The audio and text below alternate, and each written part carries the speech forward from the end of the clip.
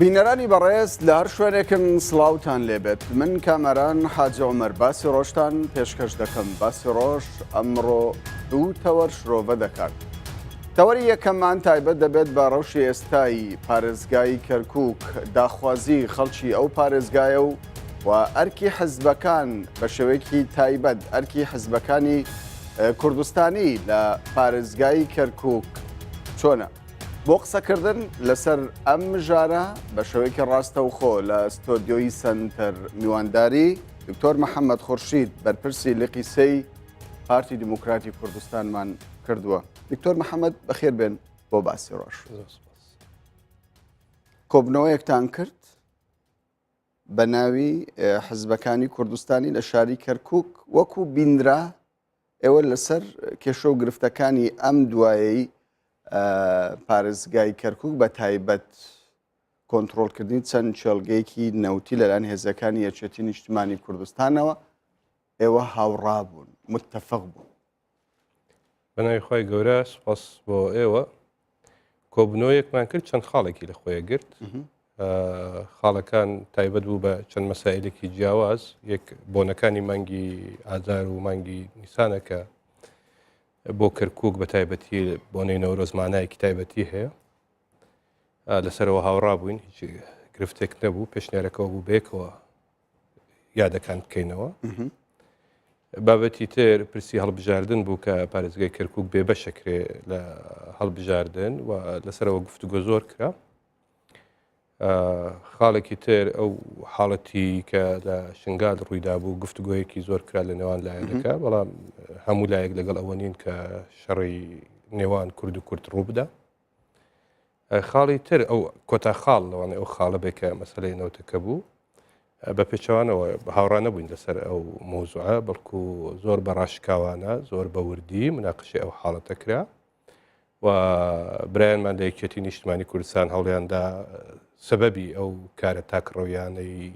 یەکلایەنەی جولاندنی هێزی تایبەتی مەڵبەندی کەرکووک بۆ کۆبنەوەشی بکەنەوە. کۆبنەوەی کە من تێگەشتم هەر لە منەوە تەباقی برادران نیگەرانی خۆیان لەوە نیشاندا گلەیان هەبوو و پێمان وە بۆ ئەو کارەکارێکی باش نەبوو. ئەو کارە پێویستی بە تەنسیقی زیاترە. بۆچی کارێکی باش نەبوو؟ لە کاتێکدا لە پێشوودا ینی ئەو چەلگە نەوتیانە لە دەست حکوومەتی بەغدا بوو، ئێستا هێزێکی کوردی ینی ئەم چێلگانە دەخاتە ژێر کۆنتترۆلی خۆیەوە، ینی لە ئاخیردا قازانجی کورد لەوە دانیە. ئەو کێلگانە لە ژێر دەسەڵاتی حکوومەتی عێراقییان نیە. لە 2014 تا ئێستا هێزی پێشمەرگەی کوردستانی پارێزێ و سنوورەکانی دیفاعی هێزی پێشمەرگە زۆر دوورترە لەو کێلگانە. هیچ گرفتێکیش نەبووە، تەنها ئەوەی کە تایبەتە بە حکوومەتی عێراقی. کەواتە دەتەوێت بڵێ ینی کۆنتترۆلکردنی ئەو چێلگانە زێدەتر ینی دەرهێنانە لە دەستی حکوومەتی هەرێمی کوردستان نەوەک لە دەستی بەغدا؟ نا، دوو بەشە. ئەو کێلگانە تایبەتە بەوەی کە شەریکەی نەوتی باکوور لەوێوە ئەو نەوتە بەشەی کە هی حکوومەتی عێراقیە ئەینێرێت. ئەو کێلگانە تایبەتن بەوە هەم کێلگەی با بڵێن تیکانە هەم ئەیتیوان ئەلەوەیە کە تەزدیری نەوتەکەی حکوومەتی عێراقی ئەکرێ بۆ یەکەم ئەو بۆڕیانەی کە دێتە لە هەرێمی کوردستانەوە نەوتی عێراقی ئەبات، هەروەها لەوێشەوە نەوت ئەنێرێ بۆ مەسفای قودس و شەریکەی قەیوان و ئەو مەسفایی. بەڵام بەپێی بڕێکەوتنەکە ئەو ینی هەناردەکردنی ئەو نەوتە پشکی حکوومەتی بەغدا بووە،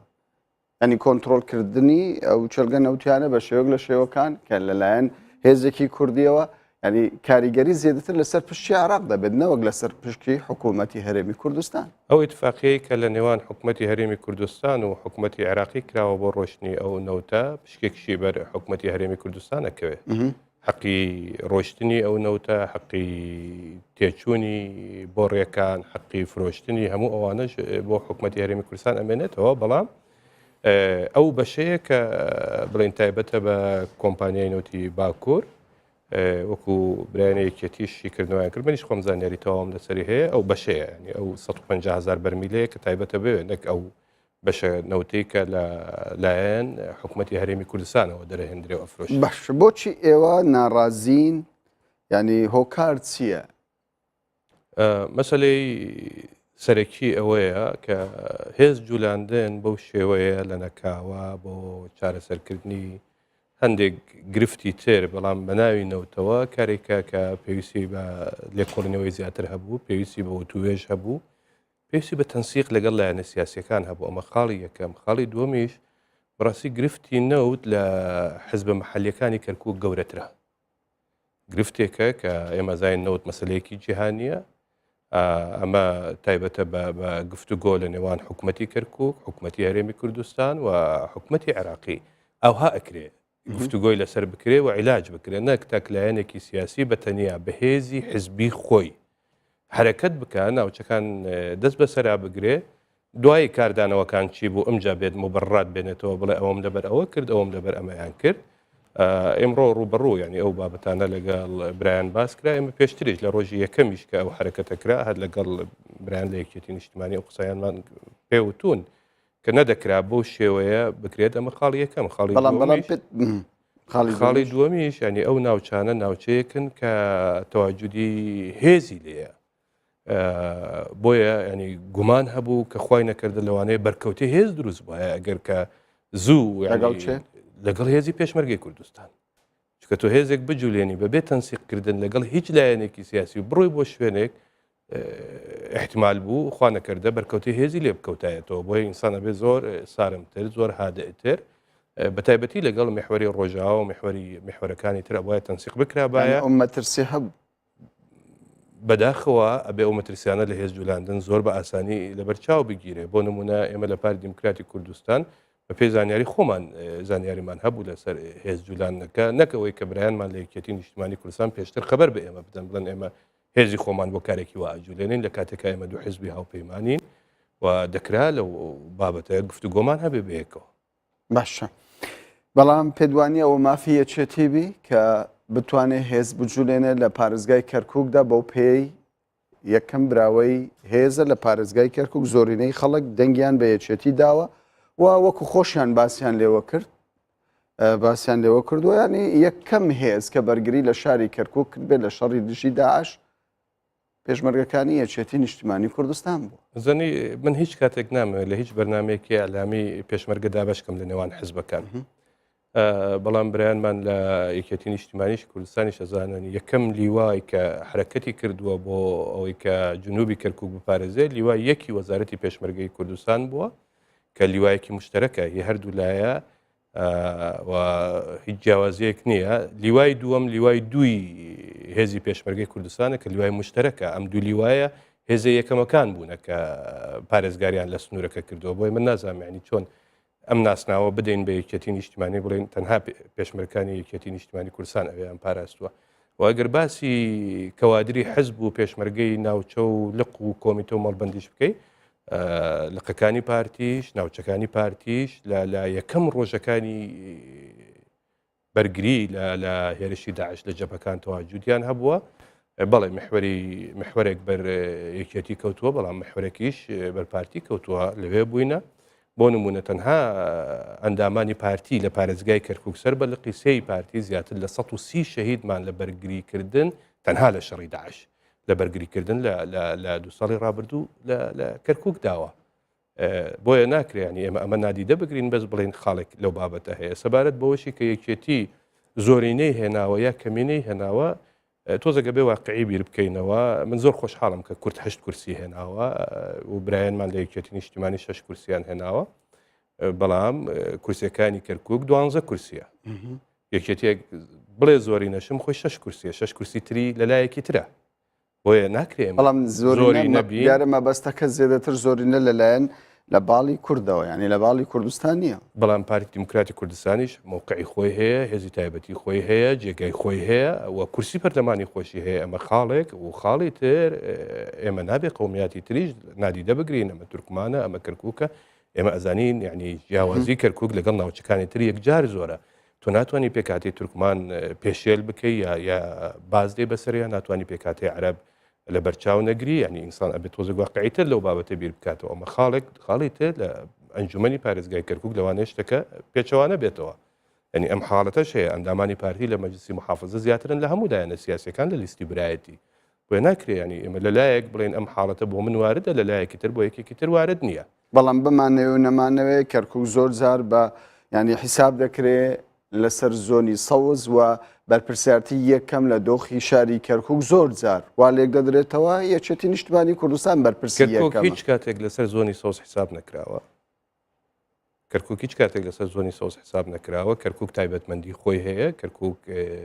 ئەو بابەتانشی کە ئێستا ئیدارە لەلایەن برایانمان لە یەکێتی نیشتمانی کوردستانەوە سەرپەرشتیەکرێ محافز یەکێتیە ئەمە بە ئیتفاقی نێوان هەردوو لا بۆ بە ئیتفاقی یەکێتی و پارتی بووە کە ئەو پۆستە بەواندراوە دنا پێشەوە حاڵەتە پۆست لای کاک عەبدوڕەحمان مستەفا بووە کە سەر بە یەکێتی نیشتمانی نەبووە دوایەوە هیچ هەڵبژاردنێکیش لە ئەنجومەنی پارێزگا بەڵام نەکراوە یەکێتی دەڵێت داواکاری خەڵک بۆ ئێمەیە بۆی ئێمە ناچار بوونە جوولە بەهێز بکەین لەبەر ئەوەی فشارەکانی خەڵک بۆ سەر ئێمە زێدە بوونە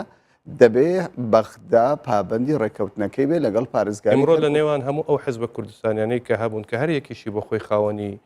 جەماوەری خۆیەتی هەمووی بێئاگا بوون لەو جوولەی هێزە جەماوەری پارتیش بێئاگا بوونە جەماوەری تورکمان و عەرەبیش بێئاگا بوونە یعنی من نازانم چ جەماوەرێک داواکاری کردو ئایا بەس داواکاری هەندێک لە کادرەکان و سەرکردەکانی یەکێتی نیشتیمانی کوردستانە بۆ پێی هەندێک زانیاریکە لای ئێمە هەیە هەندێک لە برایانمان لە یەکێتی نیشتمانیش ئاگداری ئەو جوولەی هێزە نەبوونە و لەگەڵیشی نەبوونە و واشیان ڕاگەیاندووە ناکرێ ینی ئێمە حرەکەتێک وا بکەین کە ئەگەر حرەکەتەکە ناڕێک بوو بێ بێتەنسیق بوو بێ بابەتەکە لە دەسەڵاتی مەڵبەندێک یا لقێک گەورەتر بوو بێ بین دواتر مبەڕی بۆ بدۆزینەوە بمانەوەیەکی جەماوەری بۆڕاشکەین. ئێستا هەفتەیەک مەولەت درراوە بە بەغدا لەوەی پابەندی ڕێکەوتنەکە بێ چەند ڕۆژێکی تێدا ڕۆیشتووە چەند ڕۆژێک ماوە هێزەکانیش هەر لە شوێنی خۆیان ماونەتەوە. ئەنی هەر هۆشداریەک هەیە بۆ بەغدا ئەگەر بێت و بەغدا پابەندی ڕێکەوتنەکە نەبێ ئەوان هەڵوەستی دیکە وەرد من ئمڕۆ گوێم لێ نەبوو کە ئەمە وەکو هۆشداری بێ ئەوەی کە لە بەرپرسی مەڵبەند بیسمان وتیانێمە مەسجێکمان پێبوو ڕسالەیەکمان پێبوو پێمان وایە ڕسالەکە گەیشتووە زیاتر ینی واشیکردنەوە درا بە کۆبوونەوەکە هەرچە من پێم وایە ڕسالەکە نەک نەگەیشتووە بەڵکو پێچەوانە کراوەتەوە بە عقاری ترا ڕۆشتەوە چکە مەسلەی نەوت لە دەسەڵاتی مەڵبەندێک یا لقێک یا هەر ناوێکی ترکە لە هینی حزبەکان هەن گەورەترە بەڕاستی ئەمە پەیوەندی بە ڕێککەوتنی حکوومات هەیە پەیوەندی بە ئیدارەی کەرکووک هەیە باشە بۆ نایەنە سەر برینەکە بە ڕاشکاوی قسەی لەسەر بکەن ینی زۆر جار بازدەوە دەکرێت ینی ئەو ڕێککەوتنەی لە نێوان هەولێر و بەغدا کراوە تەنانە لەگەڵ پارێزگاری کەرکووکیش کە ئەویش ڕای هەبووە زێدەتر لە قازانجی حکوومەتی هەرێمی کوردستانەوە هەند بەشێک لە کۆمپانیەکانی نزیک لە پارتی سوودمەندن بەوەش یەشێتی چاوی سوور بۆ دەخوازێتن پشکی خۆی بەربکەوێ ئەمە ڕاستە یاخود نا زەنی ئەو ڕێکوتنی کە من باسی لە یەکەم لەگەڵ ئەوەی کە جنابەت باسی لە یەکەی دوشتی لێک جیاوازە ئەو ڕێکوتنی من باسی لە یەکەم ڕێکوتنێکە لە نێوان پارێزگاری کەرکووک لەگەڵ پارێزگاری سەلاحەدین و هەندێک لە پارێزگارەکانی تر لەگەڵ وەزیری نەوت و جێگرەکانی و ئەوانەیە بە پێدانی هەندێک بابەت لە نەوتی کەرکووک بۆ هەندێک شوێن مەسەن بۆ نمونە چەند هزار بەرمیلێک ئەچێ بۆ مەسفای کەڵک بۆ ئەوی تەسفیە بکرێ بدرێ بە ئاوارەکانی نینەوە ئەوە خاڵێکە بەشێکی تری ئەوەیە کە ئەنێردرێ بۆ مەسفای قوتس بەڵام لە ڕێگای کۆمپانیای کاری نزیک لە پارتی دیموکراسی مەسفاکە لەوەیە مەسفاکە هین ئەوانە بەڵام هیچ پەیوەندی بە حکوومەتی هەرێمی کوردستان و بە خەڵکی کوردستانەوە نییە ئەوە تایبەتە بە نینەوە بەشێکە ڕوا بۆ کۆمپانیای قەیوان بەشێکە ڕوا بۆ مەسفای قودس ئیمڕۆ ئێمە خۆمان گوێمان لێبوو لە بەرپرسی مەڵبەند کە دەڕوا کەواتە دابەشکردنی داهاتەکان بەڵانس هەیە من ناوی نانم دابشکردنی داهاتەکان بەڵام لەوانەیە مەسەن هەندێک خاڵەت هەیە لە ڕێکەوتنەکە بۆ نمونە دروستکردنی مەسفایە کە دراوە بە شەریکەیەکی بەناوی کۆمپانیای بەرهەم کە نزیکە لە یەکێتی نیشتیمانی کوردستان زیاتر شێلگیریەکە و پێداگیریەکە لەسەر ئەو بابەتەیە کە ئەو مەسفای لە ڕێکەوتنەکەی محافز لەگەڵ پارێزگاری کەرکووک لەگەڵ وەزارەتی نەوت هاتووە ئەوە بدرێ بۆ کۆمپانیایە بۆی ئەم گرفتە حەل بێ ئێمە ئیمڕۆ وامان گوێ لێ باشە پارێزگار ئاگادار بووە لە جوولە پێکردنی و هێزە ئەوەی کە برایانی یەکێتی لێیان ئەبیستین ئەڵەن ئاگدار بووە بەس ئەو لە ئەمریکایە تا ئێستا هیچ شتێکی نەوتوە کە من ئاگدار بوومە بەپێی کۆبوونەوەکە گەشتنە ئەو دەرەنجامی کە هەفتەی ئایندە لەگەڵ کە پارێزگاریش دێتەوە قسە بکەین بەیەکەوە بۆی کە ئەو خۆی ڕوونی کاتەوە کە ئاگدار بووە یا ئاگدار نەبووە هەرچەندە بەڵام بۆ کوردستان بیشتر لێدوانێکی هەبوو باسدەوە دەکا کە من ئاگادار نیم گوتم بزانم ینی پەیوەندی تەلەفۆنی هەبووە پێش حەدەسەکە من پەیوەندی تەلەفۆنیم لەگەڵ هەبووە هیچ شتێکی بە ئێمە نەوتوە لەو بارەیەوە بەڵام بەرپرسی مەڵبن کە ئەندامی مەکتتەبی سیاسیە ئەڵێ ئاگدار بووە بۆیە چاوەڕێ خۆیەکەین بێتەوە ئاخیر تەسریحی خۆی مانگوێ لێ بێ بزین ئاگدار بووە یان نا بەڵام ئاگدارە لە ڕێککەوتنەکە لەگە بەڵێ خۆی تۆقیعی کردووە لەو ڕێککەوتنیکە لەگەڵ حکوومەتی بەغدا هەیە لەسەر چەند خاڵێکە یەکێک لە خاڵەکان ئەو 40,000 بەرمیلەیەکە ئەچێ بۆ مەسفای کەڵک بۆ تایبەتە بنینەوە 20,000 بەرمیل بۆ کۆمپانیای قەیوانە 20,000 بەرمیل بۆ مەسفای قودسە هەروەها پەرەپێدان و تەتویری مەسفای کەرکووک یا تەسیسی مەسفایەکی نوێ بکرێت بۆ شەریکەی بەرهەم خۆی ئەمە خاڵەکانە و برایانش لە یەکێتی نیشتیمانی کوردستان داوای ئەو جێبەجێکردنی ئەو خاڵانە ئەکەن تقریبا هەموو خاڵەکان ئەکرێ بڵێن جێبەجێکراوە تەنها ئەو مەسلەی تەتویری مەسفاکە کە بدرێتە شەریکەی بەرهەم ئەوە نەکراوە برایانی یەکێتی داوای ئەو مۆزوعەکەن بە تەحدید داوای ئەو مۆزوعەکە لە سەروبەری شەڕی داعشدا هێزێک لە هەولێرەوە چوو سەر بە وەزارتی پێشبەرگە بۆ چەند چێلگەیەکی نەوتی لە وەکو بای حەسەن و هاوانە و چەند چێلگەیەکی دیکە لەلاەن هێزی پێشمەرگە و کۆنتترۆل کرا جیاوازی کۆنتترۆلکردنی ئەو چێلگە نەوتیانە ینی لەلایەن هێزێک کە سەر بە وەزارتی پێشمەرگە بێ هەندێک دەڵێن سەر بە وەزارتی سامانە سروشتیەکانە لەگەڵ جوولە پێکردنی هێزێک لەلایەن یەکێتی نیشتیمانی کوردستانەوە کە هەردووکیشیان کوردن چ جیاوازیەکی هەیە جیاوازەکە زۆر ڕوونە یەکەم ئەو هێزەی کە جوولەی پێکرا بۆ ئەو ناوچانە لە سەردەمێک بوو کە ئەرتەشی عێراق ئینهیاری کرده بوو کەس نەبوو ئەو ناوچانە بپارێزێ چه هاوانە چه بای حەسەن چ منطقەی سەرگەڕان ئەوانە ینی بیرەنەوتێکی یەکجار زۆری لێیە ئەو هێزە جوولەی پێکرا لیوای یەکی نەوتە لیوای یەکی نەوت لیوایەکی ڕسمیە سەر بە حکوومەتی هەرێمی کوردستانە هێزێکی ڕسمیە تایبەتمەندە بە پاراستنی نەوت بەڵام زۆر جار دەگوترێم هێزە سەر بە پارتی دیموکراتی کوردستانە و پارتی ئەو چێلگانی کۆنتترۆل ئەزانی هەر کەسێک بێوێ کە دیزە بە دەرخۆنەی بابەتەکان بکە ئەوە تا ناوی پێشمەرگەشەنەن پێشمەرگەی پارتی و پێشمەرگەی یەکێتی ینی ئەنواعی ناو ئەدۆزنەوە بەڵام واقعەکە ئەمەیە لیوایەکی نەوت کە لیوایەکی ڕسمیە ئەرکی پاراستنی کێڵگەنەوتەکانە ئەو ڕۆشتۆتە ئەوێ لەو کاتەوە هەتا ئێستا پارتی دیموکراتی کوردستان نەکەم نەزۆر وەکو ئێمە هیچ نزیک بوونەوەیەک لەو بیرانەوتانە نییە هیچ پێشمەرگەیەکی ئێمە نەچۆتە ئەوێ و ئەو نەوتە بە کاملی ئەچێتە بۆ ڕێنەوتەکانی حکوومەتی هەرێمی کوردستان و ئەفرۆشرێت و پارەکەش ئێگەڕێتەوە بۆ حکوومەتی کوردستان و بزادیش زیاترین پارەکانی سەرفەکرێ بۆ دابینکردنی داهات و موچەی پارێزگای سلێمانی و گەرمیان ینی ئەمە واقعێکە کە هەم بینەرانی بەڕێز هەم هەمولایەکە بێ ئەوە بزانن ئەمە خاڵێک بەڵام تۆ هێزێکی حزبی سرف هی کۆمیتە و مەڵبند و بەڕێزێکی تایبەتی لە مەکتەبی سیاسی لە خاڵێکی گرین کرد گوتت زۆرینەی پارەی نەوتی کەرکووک دەچێتە گەرمیان و سلێمانی ناچێتە خەزینێ دێتە خەزینەی حکوومەتی هەرێمی کوردستان بەڵام سەرفەکرێ بۆ چکە پارێزگاری سلێمانی وە گەرمیان نسبەی داهاتی پارێزگاکەی یەکجار کەمە مانگانە پێویستیان بە بڕێکی زۆر پارە هەیە کە لەوێەوە دابی نەکرێ ئەمە خاڵێکە کە ئێمە هەمومان ئەیزانین خاڵێکی تر ئەوەیە حکوومەتی هەرێمی کوردستان بە پێی ئیتفاقێکە لەگەڵ پارێزگاری کەرکووک کردوێتی ماوەیەک یەکجار زۆرە مانگانە 10 ملیۆن دلار وەکو پۆترۆ دۆلاریش ئەداتەوە بە پارێزگاری کەرکووک بە پارێزگای کەرکووک بە ئیمزای شخصی پارێزگار سەرفەکرێ ینی ئەمە جیاوازە لەگەڵ ئەوەی هێزێکی حزبی سرف کە ئەرکی پاراستنی کۆمیتە و مەڵبەند و ئەو بابەتەشتانەیە تۆ بیجولێنی بتەوێ نازانم ینی حرکەتێکی سەمەرەی پێ بکەی بتوێ مەسەر فڵان بکەی ئەوە بکەی کێڵگەنەوتی داگیرکەی نەوتی وڵاتێک ڕاگری ئەمە شتی جیاوازە لەگەڵ ئەوەی کە بەڵام بۆچی لە کاتێکدا ئەگەر بیرە نەوتەکانی دیکە بگەڕێتەوە بۆ ئیدارەی گەرمیان و سلێمانی بۆچی یەکێتی تاگلایەنە هەوڵ دەدات چەند شێڵگەیەکی نەوت لە کەرکووک کۆنتترۆل بکات ینی دیدگای ئێوە تێڕوانینی ئێوە بۆ مەسەلە چییە با ڕاشکاوە نەقسە بکەین پرسیارەکە ئەوەیە ئایا سلێمانی و گەرمیان بەشێکن لە حکوومەتی هەرێمی کوردستانیان نا ئەگەر بەشێکن لە حکوومەتی هەرێمی کوردستان ئەمە ئەبێ بە تەنسیق لەگەڵ حکوومەتی هەرێمی کوردستان بکرێت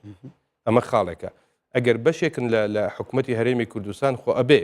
لایەنەکانی پەیوەندیدار بەم بابەتە چێ با لە پارێزگای سلێمانیش بێ با لە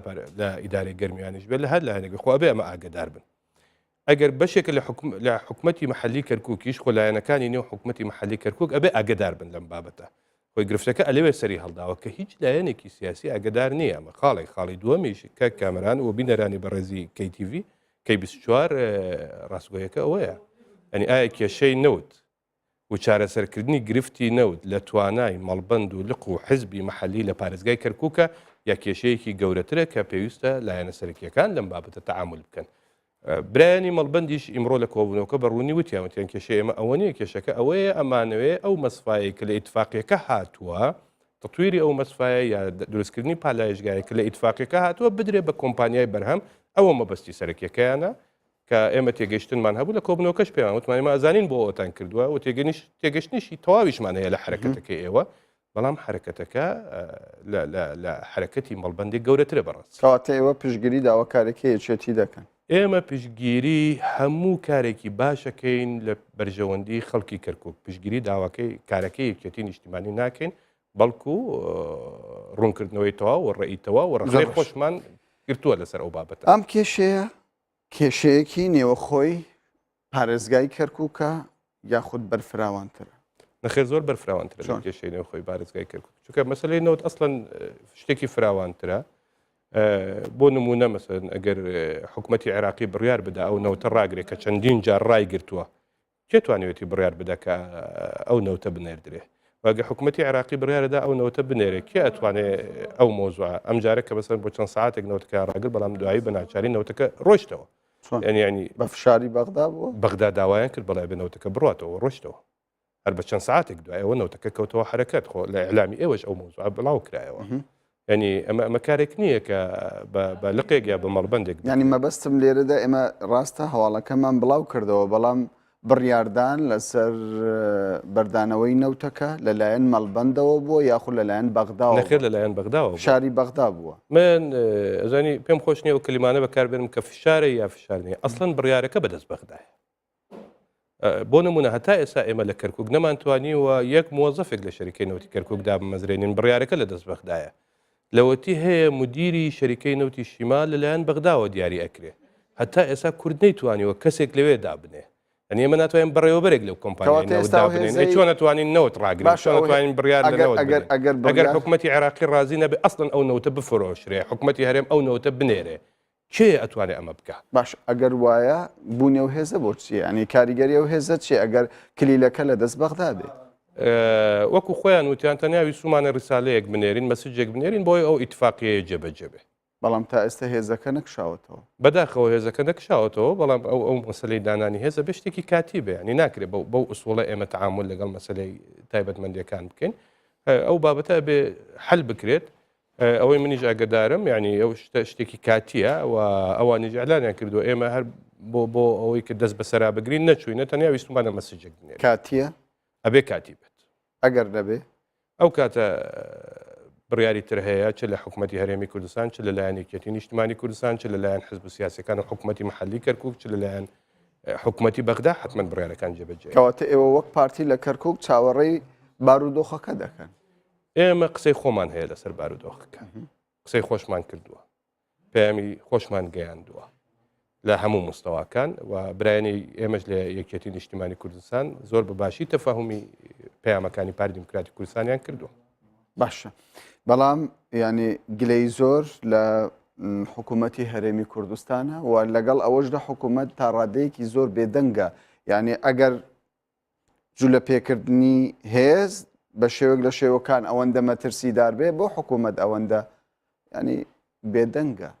حکوومەتی هەرێمی کوردستان لەکوێ بێدەنگە مەسەن لە مۆزوعەوەیەکی زۆر نەبووە و ینی تۆ باس لەوە کرد مەترسی ئەوە هەبوو بەریەککەوتنی هێسە بێت لە نێوان وەزارتی پێ ئەبێ ئەو مەترسیە لە بەرچاو بگرین نەموت مەترسەکەیم ئەبێ ئەو مەترسیە لە بەرچاو بگرین چکە ئەو منتیقەی هێزە تۆ کە هێز ئەجوولێنی ئەبێت بەڵام ئەمڕۆ خوای نەکردە ئەو حاڵەتە بەڵام ئەگەر هەیە لە داهاتوودا دروست ئەگەر لە داهاتووە ئەو حاڵتانە دروست بێ تەنسیق و بەبێ ئاگدارکردنەوەی هێزی پێشمەرگەی کوردستان کە لەو سنوورن هەموو احتیمالە هەموو ئەگەرەکانە بێ بکراوەی بێڵیتەوە ینی ناتوانانی تۆ بە یەک لایەن یەک حزب بەتەنیا خۆی حرەکەتێک بکات و هێزی پێشمەرگەی کوردستان و ئەو هێزانەی تواجودیان هەیە لەو سنوورە ئاگیان لە هیچ نەبێت لە نەکاو هێزێک داخلی ئەو منتیقەیە بێ ئەنی چەندین حاڵەتی تر لەم بابەتە هەبووە هێزێک ویستوێتی بڕاتە ئەوێ بۆ کارێک تا تەنسیقی نەکردووە لەگەڵ فەرماندەی محوەرەکان نەتوانراوە کارەکە بکە بۆی ئەو مۆزوع ئەبێ وەکو خۆی لەبەر چاو بگیرێ ئەگە فەرماندەی محوەرەکی یەکێتی نیشتیمانیە بەڵام پێشمەرگەکان فڵان تێکەڵیەک یەکجار زۆر هەیە بە تایبەتی لەو سنوورە لیوا مشتەرەکەکان هەن ئەبێ ئەوە دەبەر چاو بگرین ئێمە باشە ئەگەر پارێزگاری کەرکووک ئاگاداری ئەو حرەکەی نەبوو کە هێزەکانی یەکێتی نیشتیمانی کوردستان جوولەی پێکرد بوو هەڵوەستی پارتی چی دەبێت ئایا پشتگیری لە پارێزگاری کەرکووک دەکات تەنسیق دەکات ئێمە باسمان کردووە لە هەفتەی ئایندا کە قرارە لە یەک دو ڕۆژی ئایندا جناوی پارێزگار لە سەفەر بێتەوە بڕیارمانداوە کە لەگەڵی دابنیشین و گفتوگۆی بکەین لەو بابەتە و ئەو کاتە بگەینە قناعەتێکی دروست کە بەڕاستی ئەو بابەتە شتانە ئەگەر جۆرێک لە فشارە ئەگەر جۆرێک لە مەسجە ئەگەر هەر حاڵەتی تر هەیە ئێمە پارێزگارمان هەیە ئێمە مەجلیسی محافەزەمان هەیە ئێمە ئەحزابی سیاسی ترمان هەیە نابینم پێویست بە هێز جولاندن بکا بەڕاستی ینی ئەسڵان ئەوە پێویستی بە هێز جولاندن ناکرد تۆ ئەگەر 50 کەست بناردایەتە سەر جاددا پێشی ئەو تەنکەرەنەوتانەی بگرتایە کە ئەڕوا بۆ ئەملا ئەولا بۆ خۆی مەسجەکە ئەگەیشت بۆ خۆی مەسجەکە ئەگەیشت پێویستی بە هەمەر و باجەر و جولاندنی هێز تەنکەرەکان دەچێتە ئەملا و ئەولا بەڵێ بەڵێ بە تەنکەرنەوت ئەڕوا بۆ زۆر شوێن لە کەرکووکەوە باشە بەڵام ینی ئەمە بە پێی ئیتفاق و ڕێکەوتن نییە لە قازانجی خەڵکی کەرکووک نییە گرفتەکە ئەوەیە کە تا ئێستا لە قازانجی خەڵکی کەرکووکە بەشێک لەو نەوتە ئەڕوا بۆ مەسفایەک تەسفیە ئەکرێ خراپترین بەنزین و نەوت بۆ کەرکووک دابی نەکرێ ئەوە خاڵێکە بەشێکی تری ئەوەیە کە لە ڕێگای بۆ ڕێکانی حکوومەتتی هەرێمی کوردستانەوە ئەڕوا ئەو 10 ملیۆن دلاری مانگانە وەکو پەترۆ دلار دێتەوە بۆ کەرکووک لە غێری ئەو حاڵەتە هیچ دەستکەوتێکی نەوتی کەرکووک بۆ کەرکووک نییە ینی ئەمە گرفتێکی گەورەیە بە تایبەتی بۆ کوردستانیان مەسن ئێمە لەوانە هاوڕاین کە ئێمە هەوڵ بدەین مەسن نەتەوەی کوردیش حەقی خۆی هەبێ لە شەریکەی نەوتی باکووردا بمەزرێت تا ئێستا لە زمانی نزیکەی 14,000 کەس لە شەریکەی نەوت 1400 کەس کوردیتیایە ئەو 1400 کەسش لە دوای 2003ەوە پێش 2003 بۆ معلوماتی بینەرانی بەڕێز 18 کورد لە پارێزگای لە نەوتی باکوور هەبوو وەکو کارمەند کەسی کوردیتیان نەبوو بەڵێ ئێمەش لەگەڵ ئەوەی دیفاع لەمە بکرێت خەڵکی کەرکووکیش کوردستانیانی کەرکووکیش ڕێگەیان بدرێ لەم خاڵانە ئێمە مشتەرەکین بەڵام لە خاڵی هێز جولاندن تێبینی خۆمان هەیە و پێمان وایە ئەو حرەکەتە ناکرێت لە قومەڵبەندێک وای لێ بێت ئیتر مەسلەی نەوت ببێتە مەسلەی کۆمیتەیەک و ناوچەیەک و لقێک و مەڵبەندێک و شەخصێک و فڵان ینی ئەمە ئەبێ هێمنتر و با بڵێن سەلارتر بیر لەو بابەتانە بکەینەوە و بڕیاری لێ بدەین باش کلیلی هەناردەکردنی نەوتی کەرکووک بۆ بەندەری جیهانی تورکیا ئێستا لە دەست بمانەوە و نەمانەوێت لە دەست یەکێتی نیشتیمانی کوردستان ینی لەکوێ لە کەرکووک دوو بەشە وێزگەی وەن ئایتیوان و ئایتیوان بەڵێ کەواتە ئێوە ڕازی دەبن ینی ئەگەر بێتەوە هێزە نەکشێتەوە پەیوەندی بە ڕازیبوونی لە قیسێ نییە لە کەرکووک ئەمە پەیوەندی بە مەسلەیەکی حکوومەتتی هەرێمی کوردستان و حکوومەتتی عێراقی هەیە ئەبێ ئەوها بیری لێ بکەینەوە ئەوها ئەبێ بیری لێ بکەینەوە لە مۆزوعەکە ئێمە وەکو مەڵبەند وەکو لە مەسئولین لە تەنزیمات مەسئولین لە تەعبیەی جەماوەری مەسئولین لە کاری حیزبی سیاسی خۆمان من پارێزگاری کەرکووک دیم من سەرۆکی حکوومەتتی کوردستان نیم من ڕێز وزرای عێراق ئەمە لە قازانجی خەڵکی کەرکووکە وەکو یەکێتی باسی لێوە دەکات ئەخرچی قازانجێکی ینی ئێمەشە بە تێبگەین ئێمەژە بێت تێبگەین قازانجەکە ئەوەیە ئەو ڕێکەوتنی نێوان پارێزگار و بەغدا هەیە جێبەجێ بکرێت جێبەجێ بکرێت ئێستا بڕیار بدرێ مەسەلەن ئەگەر مەسفایەک دروست بکرێت بۆ بدرێتە شەریکەی بەرهەم خۆ بەلانی کەمەوە 2 ساڵی پێچێت ئەو مەسفایە دروست بکرێت بوونی هێزی یەکێتی لەو مەسفایەدا لەو وێزگەی بۆ ئێوە ینی لە وێزگەی هەناردەکردن کێشەیە یاخوددا بۆ ئەزانی ئەمە کێشەیە ئەسڵەن ینی گرفتێکە بۆ خودی پارێزگای کەرکووک بۆ ئیداری پارێزگای کەرکووک بۆ مەجلیسی محافەزەی کەرکووک بۆ هەموو حزبە سیاسیەکان لە کەرکووک و ئەمە گرفتە بێ بۆ حکوومەتتی کوردستانیش ئەمە گرفتە بێ بۆ حکوومەتتی عێراقی شتەکەم حەلی نییە باش ناکرێت لە مەسلەی بیرەنەوتەکانی کەرکووک هێزێکی مەڵبەند یان لقێک یان هەر لایەنێکی سیاسی بە تاکلایەن تاکڕەوانە بڕوات بێوێ یاری بە مەسیری کەرکووک بکە ئەمە گرفتەکەیە بە ناوی چی بە ناوی ئەوەی کە من ئەمەوێ مەسفایەکدا بمەزرێنم خەڵکی کەرکووکی لێ تەعینکەم ئەمە شیردا بۆ داپیردا ینی تۆزەگە بێ هێمنتر بیری لێ بکەینەوە دکتۆر محەممەد خورشید بەرپرسی لە قیسەی پارتی دموکراتی کوردستان زۆر سوپاس دەکەین کەرەگەڵمان بەڕێز کەمێکی دیکە دەگەڕێینەوە لاتان جارێکی دیکە سڵاوتان لێبێت. تەوەری دومی باسی ڕۆژمان تایبەتە بە دۆسەی ڕۆژهەڵاتی کوردستان ئەمڕۆ لە هەرێمی کوردستان لە باشووری کوردستان بە تایبەت لە شاری کۆیە حزبەکانی ڕۆژهەڵاتی کوردستان کۆبنەوەیکیان ساز کردووە سەبارەت بە ناوڕۆکی کۆبنەوەکە و ئەرکی حزبەکانی کوردستانی ڕۆژهەڵاتی کوردستان هەم لە باشووری کوردستان هەم لە داهاتووشدا لە ڕۆژهەڵاتی کوردستان چی دەبێت ناوەڕۆکی کۆبنەوەکان چی بووە میوانداری دکتۆر ئاسۆ حەسەن زادە جێگری سکرتێری حزبی دیموکراتی کوردستان و گوتەبێژی مەکتەبی سیاسی حزبی دیموکراتی کوردستان میوانمانە. دکتۆر ئاسۆ بەخێر بێن. زۆر سپاس کاکەمرە. بۆ باسی ڕۆژ هەرچەندە ئێمە ڕاستە و خۆمان هەبوو ڕووماڵی کۆبنەوەکەی حزبەکانی ڕۆژهەڵاتی کوردستانمان کرد، بەڵام پێم خۆشە لە زاری جەنابتانەوە گوێبیستی ئەوە بین کە دەرەنجامی کۆبنەوەکە چی بوو؟ وڵی چەند ساڵێکە کە ئەو زەرورەتە لە جاران زیاترە کە حیزبەکانی ڕۆژهەڵاتی کوردستان پێکەوە سەبارەت بە پرسی هاوخەباتی هاوفکری و هەماهەنگی لە پرسی بردنە پێشی مەسلەی کورد لە ئێراندا زیاتر پێکەوە لێک نزیک ببنەوە کاری هاوبەشیان هەبێ. ئەم دوایانە هێندێک تهدیداتی هاوبەشیش هاتوۆتە پێشێ کە بۆتە هۆی کەمە زیاتر هاوفکری بکەین لەو پەیوەندیانەدا. کۆبوونەوەکمان لەو پەیوەندیەدا هەبوو لەسەر پرۆژە یاساکەی نیازی پرۆژە یاسا لە پارلمانی عراق بەدژی ئۆپۆزیسیۆنی کوردی ئێران و ئەمڕۆ ئەو کۆبوونەوەی کە لە بارەگای حتکا بەڕێوە چووە بە بەشداری هەمان نوێنەرانی هەمان ئەو شەشلایەنەی کە پێشتر لە کۆبوونەوەکاندا بەشدار بوون ئەمەیان زۆرتر بۆ ئەو بووە کە لە بەرەبەری هاتنی نەورۆزدا هەوڵ بدەن ئەم حیزبانە بەیەکەوە پەیامێکی هاوبەش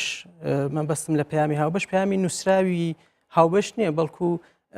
ناوەڕۆکێکی هاوبەش دیدێکی هاوبەش بۆ چۆنیەتی پێشوازیکردن لە مەراسیمەکانی نەورۆز وە کەڵک وەرگرتن لەو دەرفەتە بۆ خۆ دەرخستنێکی کورد لە ناوخۆی ڕۆژهەڵاتی کوردستان بدەن بە خەڵکی خۆمان لە ناوخۆ. کەواتە چاوەڕێی ڕاپەڕینێک بکەین لە ڕۆژهەڵاتی کوردستان؟ مەرج نییە هەموو شتێک هەر ڕاپەڕین بێت تەبیعەتەن باشتر وایە گۆڕانکاری بە دوور لە شەڕ و شور و ماڵوێرانی و ڕاپەڕین بەڕێوە بچێ. ڕەنگە هەندێک جار بەداخەوە لاسهاری حکوومەتەکان گەلان ناچار دەکەن ڕوو لە ڕاپەڕین بکەن. ئێستا ئێمە گرنگ ئەوەیە خەڵکی خۆمان ڕێک بخەین کە زیاتر یەکگرتوو بن زیاتر لە مەیداندا بن. مەترسی دروست ناکات دکتۆر ئاسۆ هەر لە ئێستاوە هێشتا نەورۆز نهاتووە حزبەکانی ڕۆژهەڵاتی کوردستانی کۆبوونەوە ساز دەکەن و لە میدیاکان ئاماژە بەوە دەدەن کە ڕێنماییان هەیە بۆ کوردستانیان لە ڕۆژهەڵاتی کوردستان بۆ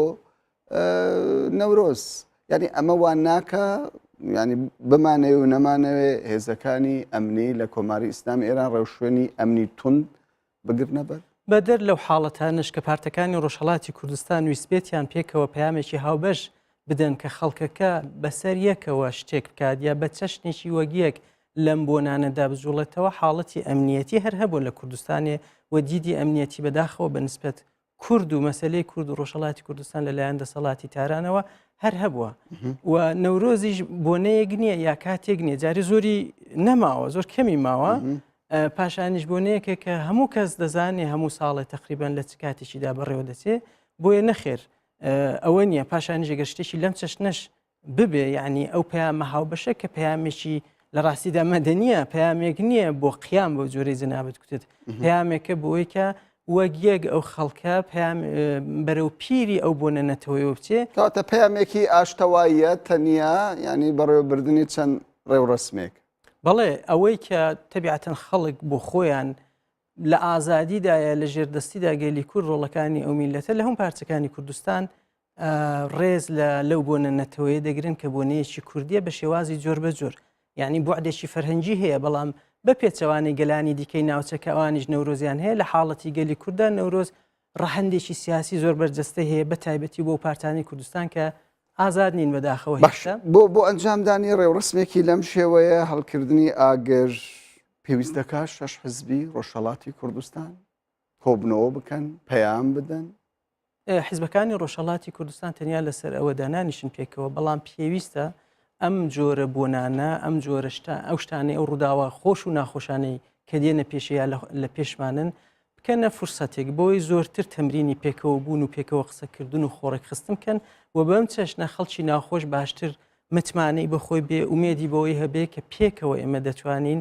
فاکتەری کوردی لە ڕۆژهەڵاتی کوردستان زیندوو بکەینەوە. بەڵام ئەمەوان ناکات دەست و پێی خەڵک بۆ جەژنی نەورۆز ببەسترێتەوە و مەترسی زێدەتر بی وە هێزە ئەمنیەکانش بکەونە جمە جۆڵی نەخێر بە هیچ جۆر یعنی ئەگەر ئەوەش بێت لەبەر ئەوە نییە کە بۆ نمونە پارتەکانی ڕۆژهەڵات ئەویان کردووە جارێەوە ئەرچی پارتەکانی ڕۆژهەڵاتە کە لە پەیوەندی لەگەڵ پرسەکانی پەیوەندیدار بە ناوخۆی کوردستان و خەڵکی خۆمان پەیامیان هەبێ ڕێنوێنیان هەبێ ڕێکار پێشنیار بکەن بە خەڵکەکەمان خەڵکەکە هەست بکە کە بزوتنەوەی سیاسی کوردستان بەرەو یەکبوونێکی مەیدانی دەچێت بەڵام لە ساڵانی ڕابردوودا بەدەر لەو شتانە شەرۆک و عەرزمکردن هێندێک جار بە پێی هەلومەرجەکە کۆماری ئیسلامی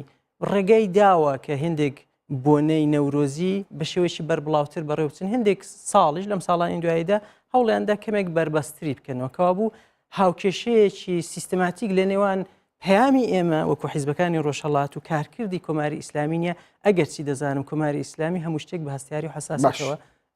لێک دەداتەوە. دکتۆرە ئاسۆ بەڕاست ینی پەیوەندی حزبەکانی ڕۆژهەڵاتی کوردستان لەگەڵ خەڵکی کوردستان لە ڕۆژهەڵات ماوە ڕێخستنەکانی و حزبانە دەتوانن کاری حزبایەتی بکەن کوردایەتی هەستی نەتەوەیی لە ڕۆژهەڵاتی کوردستان لەو ئاستەدایە کە ئێوە بتوان شەقام بجوولێنن لە داهاتوودا ئەگەر لە ئێستاش نەبێ ئەمن تەنیا سەلاحەتی ئەوم هەیە لە بەشی حیزبەکەی خۆم قسە بکەم بەڵام دڵنیام لە پەیوەندی لەگەڵ پارتەکانی دیکەی ڕۆژهەڵاتیش شتەکە هەر بەم جۆرەیە کە ئەوەڵەن بە پێچەوانەی باقی ئۆپۆزیسیۆنی ئێرانی پارتەکانی ڕۆژهەڵات ئەوانن کە لەسەر لە خاک و میلەتی خۆیان نزیکترن هەر نەبێت لەبەرەوەی کە بۆ خۆیان لە نێو خاک و میلەتی خۆیان ئێستاش سەرکردایەتیان هەیە کە بریتە لە نەتەوەی کورد با لە باشووری کوردستانیش بێ ئەوی دیکەش بەڵێز بەشی زۆری ڕێکخستنەکانی ئێمە بەشی زۆری ئەندامان و لایەنگرانی ئێمە بە هەموو پارتەکانەوە چەند قات لە ناوخۆی ڕۆژهەڵاتی کوردستانن هەر ئەوەی کە سەرباری ئەوەی کە حزوری مەیدانی ئێمە ڕەنگە لە ناوخۆی ڕۆژهەڵاتی کوردستان وەک ساڵەکانی هەشتای زاینی بەرجەستە و دیار نەبێ بەڵام بەو حاڵەشەوە گرتن و ڕاوەدونان و ئەعدامی ئەندامان و لایەنگرانی ما هەتا ئەم ساڵانی دوایش و هەتا ئەم ساڵش هەر بەردەوام بۆ ئەوە باشترین بەڵگەیە کە بڵێ ئەمە لەناو قوڵای خاچی لەناو قوڵای کۆمەلگای خۆماندا هەر ڕیشەمان هەیە کە هیچ بەڵام لە قوپۆ پیشمان هەر لە گەشەکردندایە و ئەگەر هەلومەرجێکی دیکە بێتە پێشێک کە دەرفەتی هەندێک شتی دیکە بدات کە ئێمە زیاتر بجوڵێنەوە تەبیعەتەن ئەو دەمی دەردەکەوێت کە ئەم ڕیشەیە بە هیچ جۆر وشک نەبوو و هەر مانجێکیش کە تێدەپەڕێ ژمارەیەکی نوێ لە گەنجانی وڵاتی ئێمە ڕوو دەکەنە لە ڕێخستنەکانی حیزب و بۆ ئەو جیلەش هەمان هەستی ڕابردوو هەیە ئەم جیلە بەهۆی گەنجبوونی هەستەکەی ڕەنگە لە هەستیێوانی پێشوو گەرمتریش بێ تینوتریشن و زیاتریش خوازیاری ئەوان کە ڕێنوێنی بکرێن ڕێک بخرێن بەڵام ڕەنگە هەلومەرجێکی تایبەتی کە بزوتنەوەی سیاسی ڕۆژهەڵاتی کوردستان تێدایە ئەو ڕێگایی نەدا کە بەم جۆرەی کە ئەوان دڵخوازیانە یا بۆ خۆشمان دەمانوێت ئەو تینوێتێ بشکێ بەڵام لە هەر حاڵدا بەڵێ بە هیچ جۆر ئەو پەیوەندی لەگەڵ خەڵکی خۆمان نەبراوە بە هیچ جۆر باشە لە هەر پارچێکی کوردستاندا هەر کاتێک بزوتەوەی سیاسی کوردستان خەباتی چەکداری سیاسی جوولەی کردبێ بێگومان یعنی وڵاتان حکوومەتەکان وەڵامیان هەبووە ئەو بێدەنگیە ئەو سستیە لە پارچەی ڕۆژهەڵاتی کوردستاندا دەبیندرێ ینی بە شێوەک لە شێوەکان زۆر جار ناوی حزبەکانی ڕۆژهەڵاتی کوردستانیش لە تەواوی میدیاکانیش لەبیر دەکرێت هۆکارەکەی بۆچی دەگەڕێتەوە ئەگەر بڵێ بەهێزی کۆماری ئیسلامی ئێرانە بەڵام دیارە حکوومەتەکانی دیکەش بەهێزن بەرامبەر بە داواکاری خەڵکی کوردستان بۆچی تەنیال یعنی حزبەکانی ڕۆژهەڵاتی کوردستان لە بازنەیەکدا دەخولێنەوە ینی ئێمە دەبێ هۆکارەکان واقعەتی مەسەلەکەەوە خۆی چاو بکەین پرسی کورد لە ئێرانێ بەهۆی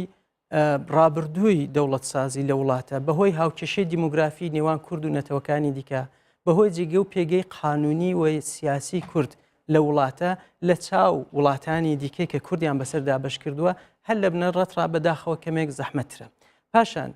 دەسەڵاتە دیکتاتۆرەکان لە کەیسی کۆماری ئیسلامیدا بە زۆر فرتوفێڵ و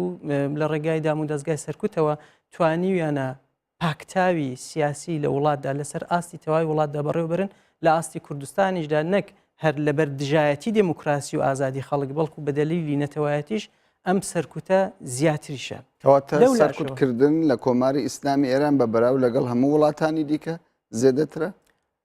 بە بەراورد لەگەڵ عێراق لەگەڵ سووریا لەگەڵ تورکیا. ئەمن ئەوەی ناکەم کە بڵم دەوڵەتی عێراقی لە دەوڵەتی ئێرانی درڕندەتر بۆ یا بە پێچەوانەوە پێم وا بێ هەموو ئەو دەوڵەتانەی کە کوردستانیان بەسەر دادابەش کراوە درڕندە بوون دژمنکار بوون سەرکوتیان کردووە بەڵام هێندێک لەو دەوڵەتانە یا بە هۆکاری گرێدراویان بە دەرەوە بۆ نمونە بەیەکێتی ئوروپا لە کەیسی تورکیایدا یا بەهۆی کە ڕابردوویەکی ئیستعماری لە کەیسی عێراقیدا یا بەهۆی زروفێکی نێودەوڵەتی یعنی یا کەشێکی نیوە دیموکراتیک هەبوو مەسەلەن وەکو لە تورکیەکە بەستێنیشی دروست کردە بۆ هێندێک کاری سیاسی یا زروفێکی نێودەوڵەتی یارمەتی دەر بۆ وەک لە عێراق و لە سووریا بۆ ئەوەی کە دەرفەتێکیش بۆ کورد بێتە پێشێ بەداخەوە ئەو یاریە ئالۆزە ژێئۆپۆلیتیکە کە کۆماری ئیسلامی بەڕێوەی دەباوە دەوڵەتانی کۆمەڵگای نێودەوڵەتیشی بەس جۆرێک وا لێ کردووە کە تەعامل و سازانی لەگەڵ بکەن لەو گەمەیە کە بەڕێوەی دەبا لەو نەخشە تێکدەری لە ناوچەیدا هەیە ئەوەش هەر بۆتە هۆی ئەوەی کە مەیدانی مانۆڕی ئێمە کەمێک سنووردارتر بکرێتەوە بەڵام هەموو شتێکیش ناڵم خەتای زروفە بێگومان بۆ خۆشمان بەشێک لە بەرپرسیارەتەکەمان دەکەوێتە سەرشان ئەوەی کە ئێمە ڕاستە زروف تەسیری خراپی هەبووە ڕاستە ئەوەی کە بارودۆخیشی تایبەتی کە باشووری کوردستان تێدایە ناتوانین بڵێن دەست و پێی ئێمەی کردوتەوە بۆ کار و بار و چالاشی وەکو پێشوو کێشەی نێوان دەوڵەتانی ناوچە عێراق و ئێران کە کۆتایی هاتووە ئەوەش بۆ خۆت ینی بتێ و نەتەوێت ئەو پراوێزە لە جموجۆڵ کە بۆ وزوتنەوەی کوردی لە عێراق و لە ئێرانیش دروستی کردبوو لە بینی بردووە هەموو ئەوشتانە بە زەرێری ئێمە تەواو بوو بە چەشنێک بەڵام بەرپرسیارەتی ئێمەش لەو بەشەیدایە کە پێویستە هێندە پەرش و بڵاو نەبین یەکگرتووتر بین و هەوڵ بدەین بۆ نزیکردنەوەی زیاتری هێز و وزەی خۆمان لە خەڵکی خۆمان لە ناوخۆی کوردستان و ئەکتیفکردنی هەموو بەستێنەکانی خەبات زیاتر وەخۆ بکەوین. باش ئێستا زێدەتر باس لە یەکگرتن دەکرێت لە نێوان حزبەکانی دیموکرات و کۆمەڵەکانیشدا بەڵام لە واقعدا ئەوە نابیندرێ ئایا ئەو هەوڵەی کە لەلایەن ئێوە و حزبەکانی دیکە دەدرێت پەیوەندیدارە بەوەی کە مەترسی جددیتان هەیە یعنی لەلایەن حکوومەتی بەغداوە بڕیارێک دەربچێت لە پەرلەمانی عێراق ئیتر ئێوەش وەکو موجاهیدینی خەڵق ناچار بکرێن عێراق و هەرێمی کوردستان بەجێبهێڵن. ئەمە لە شوێنی دیکەش گوتومە کە کەیسی ئێمە و موجاهیدینی خەڵق زۆر لێک جیاوازە نە ئێمە موجاهیدینین و نە هەرێمی کوردستانیش عێراقە ینی بەشەکانی دیکەی عێراقە هەموو زۆر ئەو شتە جیاوازی هەیە دەکرێت بە زییا باسی بکەین بەڵام بە مەترسی گەورەی نازانن بە هەروەی کە فکرەکە دروست بۆ بخۆی مەترسیە ئەگەرچی باری جێبەجێکردنی زەحمەتە بەڵام ئێمە دەبێت لەگەڵ فکرەکەش و لەگەڵ پەسەندکردنی پێشنیارەکە بۆ زەحمەتە جێبەجێکردنی ینی فراکسیۆنی دەوڵەتی قانون لە پەرلەمانی عێراق زۆرینەیە تەنانەت ینی وەکو خۆیان دەڵێن هاوپەیمانێتیان لەگەڵ بەشێک لە پارتە کوردستانیەکانی باشووری کوردستانیش هەیە. ئەمن لەوەی نیگەرانم کە بەڵێ بەهۆی هەماهەنگ نەبوونی کوتلە کوردیەکان هێندێکشتی لەم چەشنە تێپەڕێ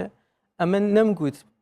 جێبەجێکردنی پەسەندکردنی زەحمەتە پەسەندکردنی ممکنە ئەوەش بەشێکیشی نەک لەبەر دۆستایەتی یا دژایەتی لەگەڵ کوردی ئێران بەشێکی بۆ ئەو